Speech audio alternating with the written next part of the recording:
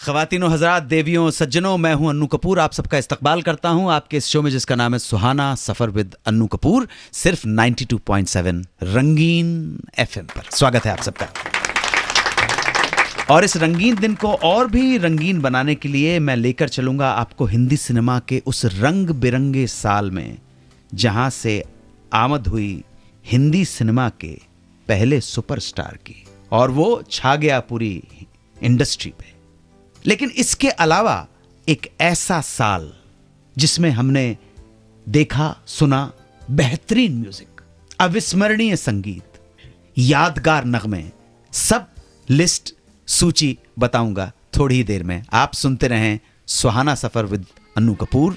और आज का साल है द ईयर ऑफ 1966। आज की महफिल के आगाज में मैंने पहले ही बता दिया था कि आज का साल है 1966 का, और आज खास दिन है क्योंकि आज के लिए 92.7 बिग एफएम बन गया है रंगीन एफएम। रंगीन आज तो चर्चा में है 1966। कमाल की फिल्म है, कमाल का म्यूजिक। ये वो म्यूजिक है कि जब तक फिल्म इंडस्ट्री रहेगी, इस साल के गाने, इस साल की फिल्में भूल नहीं सकेंगे आप। सूरज, इसी साल आई फिल्म दो बदन। हमारे साथ बीरबल जी मौजूद है, जोरदार तालियां बीरबल साहब। हजूर, यही फिल्म से मेरा कैरियर शुरू हुआ था। मुझे पहली दफा किसी फिल्म में डायलॉग मिला था तो यही फिल्म थी, दो बदल। ये महफिल जैसे जैसे आगे बढ़ेगी, बीरबल जी से सुनेंगे उनकी आप बीती कहानियां। इस साल की दो फिल्मों में उन्होंने प्रोमिनेंट रोल किया था, जैसा अभी आपने बताया बीरबल जी। दो बदन से आपके करियर की शुरुआत हुई थी। मेरा साया भी इसी साल रिलीज हुई, इसी साल में, और इसमें भी मेरा बहुत अच्छा रोल था। मैं वकील बनता हूँ, कियान सिंह का असिस्टेंट। यहीं से हमारे हिंदी फिल्म इंडस्ट्री के अंदर एक नए संगीतकार ने तुतहरी बजाई अपनी, मतलब कि मैं आ गया हूं। और फिल्म का नाम था तीसरी मंजिल। ये फिल्म इस साल की सबसे कामयाब फिल्मों में से एक थी। इस फिल्म को प्रोड्यूस किया था और लिखा था नासिर हुसैन ने। बनाना चाहते थे देवानंद के साथ, मगर देव साहब की डेट्स अवेलेबल नहीं थी, इसलिए नासिर हुसैन साहब ने साइन किया शम्मी कपूर को। तीसरी मंजिल ही वो आखिरी फिल्म थी जिसमें शम्मी कपूर और नासिर हुसैन ने एक साथ काम किया। यही वो आखिरी फिल्म थी जिसमें विजय आनंद, गोल्डी साहब और नासिर हुसैन एक साथ थे। इस फिल्म को डायरेक्ट किया था विजय आनंद ने। यही वो फिल्म थी जिसमें नासिर हुसैन के लिए मोहम्मद रफ़ी ने सारे गीत गाए थे, क्योंकि इसके बाद फिल्मों में रफ़ी साहब की जगह धीरे धीरे किशोर कुमार ने ले ली। इसी फिल्म से ऐसा लगा कि एक जीनियस आ गया है जिसका नाम था आर.डी. बर्मन। जो फिल्म राइटर्स की जोड़ी थी, सलीम जावेद वाले, सलीम ने भी एक छोटा सा रोल किया था। ओ हसीना जुल्फों वाली गीत में वो नजर आते हैं। तीसरी मंजिल फिल्म की शूटिंग के दौरान ही शम्मी जी की धर्मपत्नी गीता बाली जी का निधन हो गया था। पत्नी के शोक के बावजूद शम्मी कपूर ने इस फिल्म को पूरा किया है। ये फिल्म मर्डर मिस्ट्री होने के बावजूद, मिस्ट्री क्या होती है, फिल्म के एंड में सॉल्व हो गई तो अब क्या, राज खुल गया, बस राज की बात कह दूं तो जाने महफिल में क्या हो, राज की बात कह दी, चल भाई अपने घर जा। मर्डर मिस्ट्री थी, लेकिन उसके बावजूद लोगों ने बार बार देखी। इसकी रिपीट वैल्यू कमाल की है इस फिल्म की। सुपर डुपर हिट होते हुए हिंदुस्तान की 25 सफल मोस्ट पॉपुलर सक्सेसफुल फिल्मों में इस फिल्म का नाम आता है। फिल्म का म्यूजिक आर.डी. बर्मन। एक गाने की रिकॉर्डिंग के दौरान एक किस्सा हुआ। यह किस्सा आर.डी. बर्मन ने अपने एक इंटरव्यू में खुद बयान किया है। ओ हसीना जुल्फों वाली जाने जहां गीत की रिकॉर्डिंग चल रही थी। स्टूडियो में प्रोड्यूसर नासिर हुसैन मौजूद थे और शम्मी कपूर भी मौजूद थे, hero. While recording R D. Burman की नजर शम्मी पर पड़ी तो उन्होंने देखा कि वो गाने में मस्त हैं इतने। और रिकॉर्डिंग के दौरान आर.डी. बर्मन शम्मी कपूर के एक्शंस, जो वो गाने में मस्त थे, पूरा एक्शन कर रहे थे, पूरा भाव के साथ, पूरे डांस मूवमेंट के साथ इन्वॉल्व होके, शम्मी कपूर के इन्वॉल्वमेंट को देखकर आर.डी. बर्मन इतने इन्वॉल्व हो गए कि उनको पता ही नहीं चला कि गाने का टेक कब पूरा हो गया, गाना कब ओके हो गया। और शम्मी कपूर बार बार कह रहे थे, I love this song, I love this song. Nasir साहब कहते हैं, वाह मियां, क्या बात है, क्या बात है। टेक ओके हुआ, रिकॉर्डिंग खत्म हुई, शम्मी कपूर आर डी बर्मन के पास आए और उन्होंने आर डी की तारीफ पे तारीफ करते हुए कहा कि I am telling you one thing, ये सिर्फ एक कोई मामूली गाना नहीं है, ये सिर्फ एक बेहतरीन गाना नहीं है, ये सिर्फ एक मास्टरली कंपोजिशन नहीं है, ये एक ट्रेंड सेटर गाना है। इसके बाद हिंदी फिल्म म्यूजिक में एक नया ट्रेंड सेट हो जाएगा। ऐसा शम्मी कपूर ने आर डी बर्मन को कहा। और आज इतने साल के बाद हम ये कह सकते हैं कि ओ हसीना जुल्फों वाली ने सचमुच फिल्म म्यूजिक का ट्रेंड सेट कर दिया। कमाल के गाने हैं इस फिल्म का, कोई गाना, कोई कंपोजिशन किसी तरह से भी कम नहीं है, हल्की नहीं है। गीत मजरू साहब के ओ हसीना जुल्फों वाली ने तो ट्रेंड सेट किया कि और भी बहुत सारे गाने हैं, ओ मेरे सोना रे, आजा आजा आजा आजा मैं हूं प्यार तेरा। हाँ, चर्चा कर रहे हैं 1966 की। 1966 में एक फिल्म आई, फिल्में तो बहुत सारी आई, लेकिन एक ऐसी पर्टिकुलर फिल्म 1966 की जिसमें शम्मी कपूर नहीं थे। इस फिल्म का एक गाना, इस गाने में भी शम्मी कपूर नहीं थे, लेकिन इसके बावजूद इस फिल्म के एक गाने पर शम्मी कपूर को डांस करना पड़ा। कैसे हुआ, कब हुआ, क्यों हुआ? 92.7 रंगीन एफएम पर सुनते रहिए सुहाना सफर विद अनु कपूर।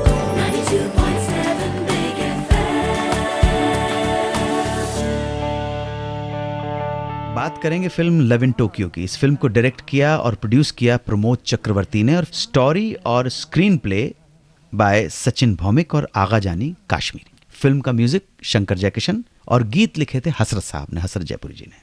फिल्म के कलाकार थे जॉय मुखर्जी, आशा पारेख, महमूद प्राण। नासिर हुसैन साहब के साथ जॉय मुखर्जी पहली बार काम कर रहे थे। नासिर साहब ने इससे पहले ज्यादातर फिल्में शम्मी कपूर के साथ की थी। शम्मी साहब के साथ उनकी अंडरस्टैंडिंग बहुत ट्यूनिंग, अंडरस्टैंडिंग, इसलिए शम्मी कपूर की जो अदाकारी है, डांसिंग स्टाइल है, उसका चस्का नासिर साहब को पड़ चुका था। लेकिन जॉय मुखर्जी की कुछ शैली अभी तक डांसिंग वांसिंग, अनाड़ी खिलाड़ी थे, अनाड़ी बिल्कुल सर, बिल्कुल सही है, ये बात है।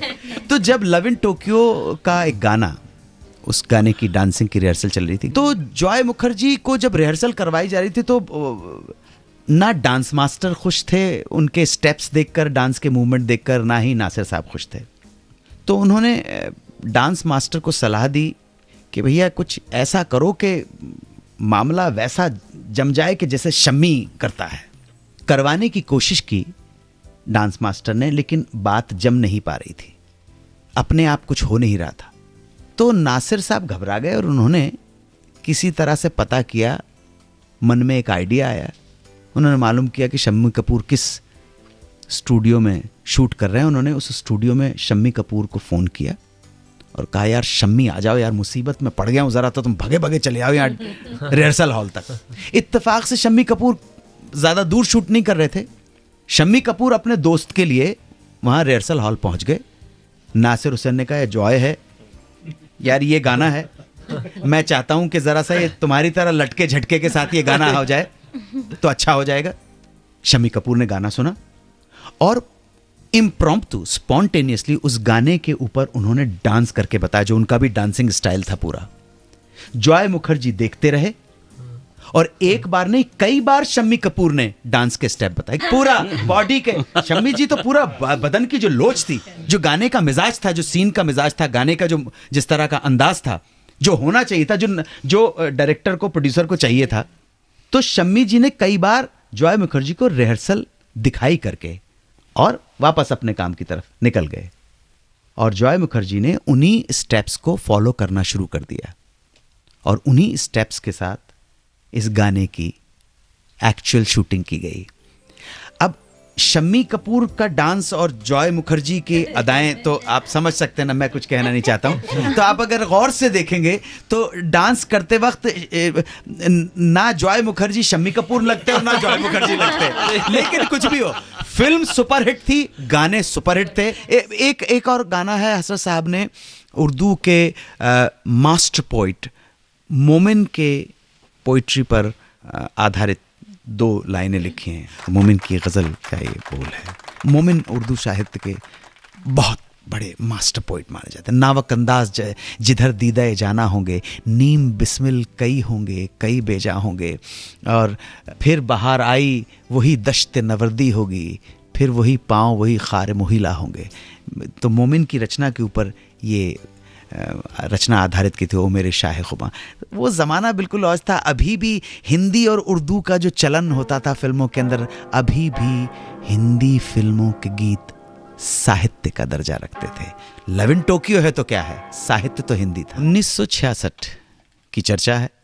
इसी साल एक फिल्म आई थी, दो बदन, और महफिल की शुरुआत में हमारे सीनियर एक्टर बीरबल साहब ने कहा था ये वो फिल्म थी जिसमें पहली बार इनको डायलॉग बोलने का अवसर मिला था। बीरबल साहब से उनकी आप बीती दो बदन फिल्म की शूटिंग के दौरान बस थोड़ी ही देर में। 92.7 रंगीन एफएम पर सुनते रहिए सुहाना सफर विद अनु कपूर।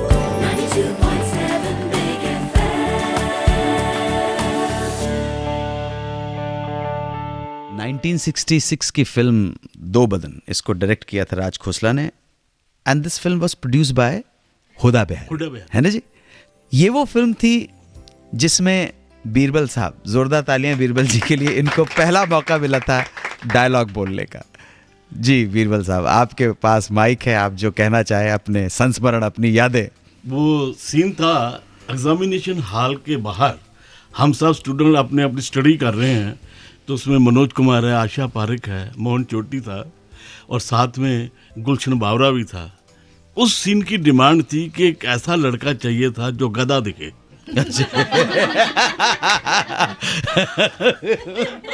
तो राज खोसला की नज़र पहले गुलशन बावरा पर पड़ी, तो राज खोसला कहता है यार गुलशन बावरा ठीक रहेगा। मनोज कहता है नहीं नहीं, वो एक कोई नया लड़का खड़ा है ना। मैं खड़ा था बड़ी बड़ी मोटी किताबें लेकर और उसमें से पढ़ रहा था, कहता वो गधा दिखता है। तो अब सीन क्या था कि मोहन चोटी आता है, माथे पर धुनी लगाई हुई है, तो मनोज कुमार पूछता है अरे मोहन ये धुनी क्या लगा रखी है? कहता है ये मस्त कलंदर बाबा की दी हुई विभूति है। उसने कहा है कि 4 प्राणियों में से किसी एक के दर्शन कर लोगे तो तुम इम्तिहान में पास हो जाओगे। तो मनोज कहता कौन कौन से प्राणी? कहता उल्लू, भेड़िया, कुत्ता। कहता चौथा कौन? गधा। जैसे ही गधा कहता है तो मैं सामने आ जाता हूँ। तो मोहन चोटी क्या है, अब तो मैं इम्तिहान में पास हो जाऊंगा। तो मैं सोच रहा हूँ मुझे कह रहा है, मैं कहता हूँ थैंक यू वेरी मच। इस फिल्म का म्यूजिक दिया था रवि साहब ने, राइट। फिल्म फेयर का बेस्ट सपोर्टिंग एक्ट्रेस का अवार्ड मिला सिमी गरेवाल को इस फिल्म के लिए। फिल्म फेयर का नॉमिनेशन वो बेस्ट म्यूजिक डायरेक्टर रवि साहब को मिला नहीं उन्हें। नॉमिनेशन बेस्ट लिरिसिस्ट के लिए शकील बदायूनी साहब का हुआ था, नसीब में जिसके जो लिखा था। Filmfare nomination for best playback singer Lata Mangeshkar for the song लो आ गई उनकी याद वो नहीं आए। बहुत सारे जुड़े हुए किस्से हैं, और कुछ किस्सा सुनाना चाहेंगे दो बदन का? पहली बार जब आप इस शहर में आए थे, ये पहला चांस मिला था आपको कि पहला डायलॉग? उससे पहले मैं रगड़े खा रहा था, इधर उधर कहाँ लोगों से मिल रहा था, लेकिन पहली दफ़ा मैं जो डायलॉग बोला वो इसी फिल्म में बोला था। ये राज खोसला साहब की, ये I am thankful to Manoj Kumar, उसने गधे को पहचाना। पहला डायलॉग क्या था बिरबल जी? वही थैंक यू वेरी मच। देखिए साहब, कितने संघर्ष के बाद 2 लाइनें मिलती थी भाई। जोरदार तालियां बीरबल जी के लिए। एक गाने की रिकॉर्डिंग में ऐसा क्या हुआ कि great legendary music director Madan Mohan ने गुस्से में आके रिकॉर्डिंग स्टूडियो के कांच से अपने हाथ लहूलुहान कर लिए। ये कब हुआ और किस फिल्म के गाने की रिकॉर्डिंग के वक्त हुआ, वो सब थोड़ी देर में। 92.7 रंगीन एफएम पर सुनते रहिए सुहाना सफर विद अनु कपूर।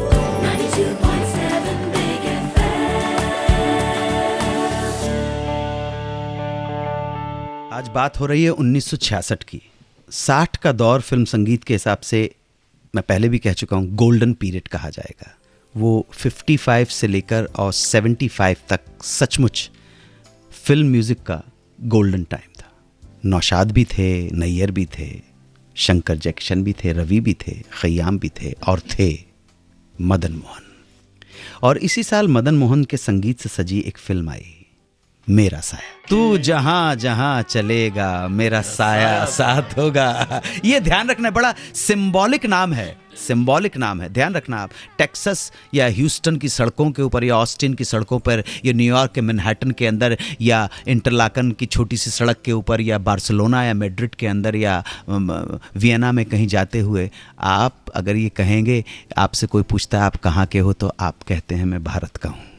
आप ये नहीं कहेंगे कि मैं बंगाली हूँ, कि पंजाबी हूँ, कि गुजराती हूँ, कि मारवाड़ी हूँ, कि सिंधी हूँ, क्योंकि भारतीय होना हमारी सर्वप्रथम पहचान होनी चाहिए, क्या विदेश में और क्या देश में।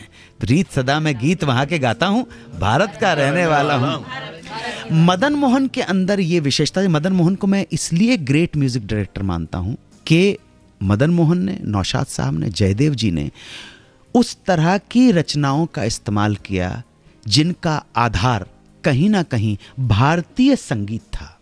उनकी रचनाओं के अंदर जो स्वर लहरी है, जो म्यूजिकल कंपोजिशन है, जिन म्यूजिकल नोट्स का इस्तेमाल किया गया है, वो हिंदुस्तानी थे। इसलिए मदन मोहन का संगीत पूरी तरह भारतीय लगता है। मेरा साया के गीत की रिकॉर्डिंग चल रही थी, बड़ा पॉपुलर गीत है, व्हाट ए कंपोजिशन थी। तो वो ज़माना था जब एक साथ म्यूजिशियन स्टूडियो में बैठ के बजाते थे और सिंगर उनके साथ ही गाता था। इस तरह के माहौल में बहुत ज़रूरी हो जाता है कि सिंगर की अगर बेसिक्स ठीक नहीं है तो उस तरह की रिकॉर्डिंग नहीं कर सकता था। इसीलिए तो उस ज़माने के अंदर मन्ना डे आते हैं, रफ़ी साहब आते हैं, किशोर कुमार आते हैं, लता मंगेशकर और आशा भोसले आती हैं, सुमन कल्याणपुर आती हैं, शमशाद जी आती हैं, मुकेश जी आते हैं, जिनकी बेसिक्स ठीक थे। संयोग देखिए कि थोड़ा सा एक व्यक्ति थोड़ा सा कैजुअल था म्यूजिशियन, और ठीक से उसने अपने साज को ट्यून नहीं किया था।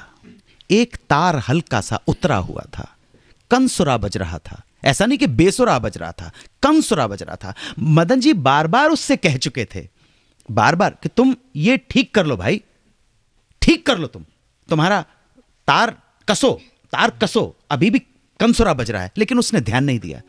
इतने गुस्से हो गए, इतने आक्रोश में आकर मदन मोहन जी ने वो जो स्टूडियो का जो पैनल होता है कांच का, उसके ऊपर हाथ मारा जोर से।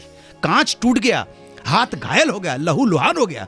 और उन्होंने कहा, अपने काम से बेईमानी करते हो, जो अपनी रोजी रोटी है उसके लिए तो ईमान से करो ना तुम।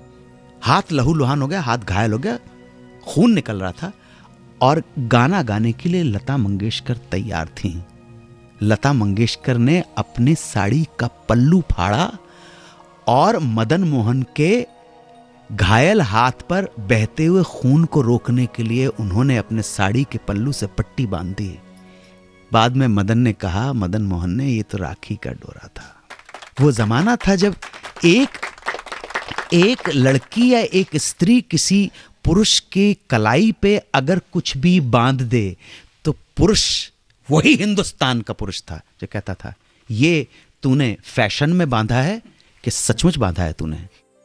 तब रक्षाबंधन को कैजुअल नहीं लिया जाता था। यहीं से लता मंगेशकर और मदन मोहन के भाई और बहन का रिश्ता आरंभ हुआ। और मैं इतना बोलूंगा कि आदरणीय लता मंगेशकर ने जो गाने अपने दोनों भाइयों के लिए गाए हैं, वैसे गाने उन्होंने किसी के लिए नहीं गाए हैं। जो गाने उन्होंने हृदयनाथ मंगेशकर के लिए गाए हैं और उसके बाद जो गाने अपने भाई मदन मोहन के लिए गाए हैं, वो गाने, लता मंगेशकर तो ग्रेट हैं, अरे वो तो एक सा भी निकालेंगी तो ग्रेट है, लेकिन उस ग्रेटनेस में भी जो अद्वितीय स्वर्गिक आनंद जो मिलता है, मदन मोहन जब अपने भाई के लिए गाने गाए, ऐसे ऐसे गाने। और वो गीत था, नैनों में बदरा छाए। राग भीम पलासी की झलक इसमें दिखाई देती है। ये भीम पलासी कमाल की रागनी है, कमाल की रागनी है।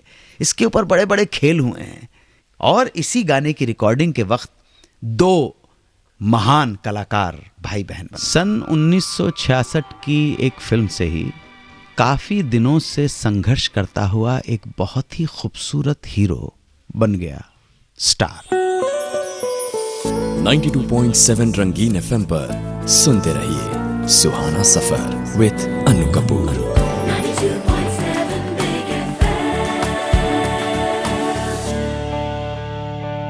बात करेंगे फिल्म फूल और पत्थर की।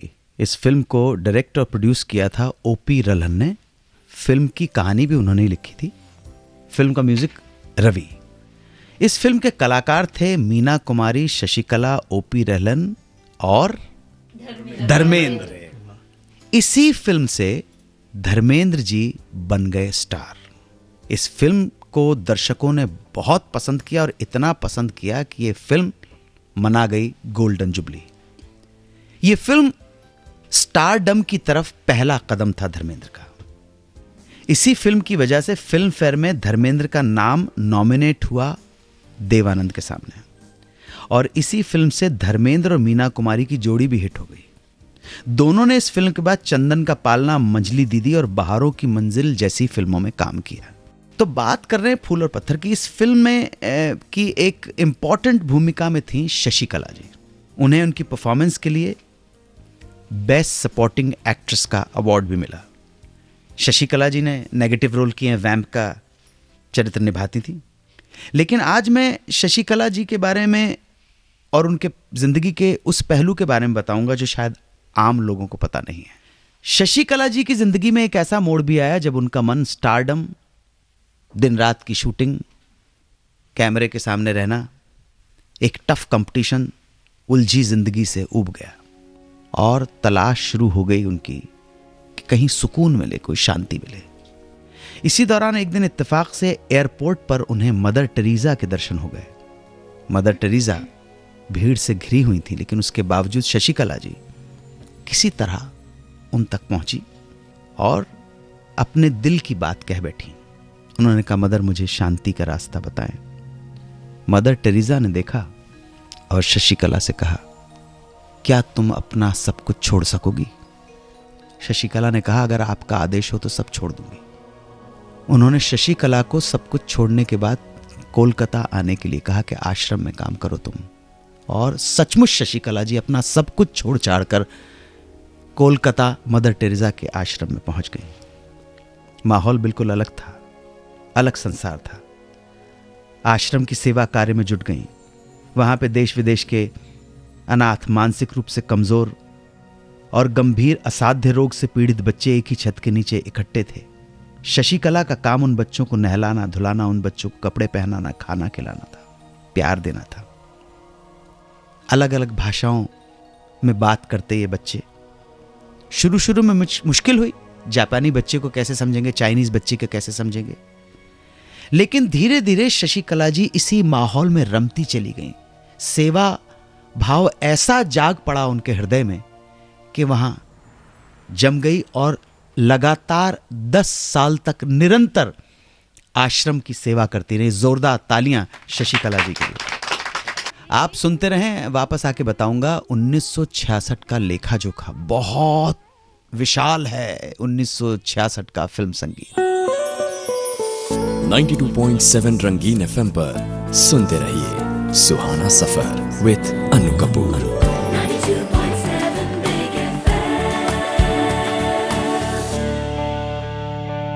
ख़वातीन और हज़रात, आज का ये सुहाना सफर जो जल्दी ही अंजाम को पहुंचना चाहता है, आज के लिए बन गया है खास, क्योंकि आज के लिए 92.7 बिग एफएम बन गया है रंगीन एफएम। रंगीन एफएम। 1966 का लेखा जोखा, बहुत सारी फिल्में, म्यूजिकली बहुत रिच ईयर था, बहुत ज्यादा रिच ईयर था। प्रोग्राम के शुरू में ही हम बता चुके हैं कुछ फिल्मों के नाम। आए दिन बहार, लक्ष्मीकांत प्यारेलाल और आनंद बख्शी के गीत थे, धर्मेंद्र और आशा पारेख। इसी साल धर्मेंद्र की एक और फिल्म आई, ध्यान रखिए, ब्लैक एंड व्हाइट फिल्म थी। उस फिल्म का नाम था अनुपमा। अनुपमा, म्यूजिक बाय हेमंत कुमार और गीत लिखे थे कैफी आजमी साहब ने। और तो और सूरज भी इसी साल आई थी। सूरज 19 राजेंद्र कुमार और वैजंती माला जी। दुल्हन एक रात की इसी साल आई। मदन जी का क्या खूबसूरत का, शंकर जयकिशन की फिल्म आई थी आम्रपाली। और शशि कपूर और किशोर कुमार ने की भी एक फिल्म आई थी 1960 में, प्यार किए जा। 92.7 रंगीन एफएम पर आप सुन रहे हैं सुहाना सफर विद अनु कपूर।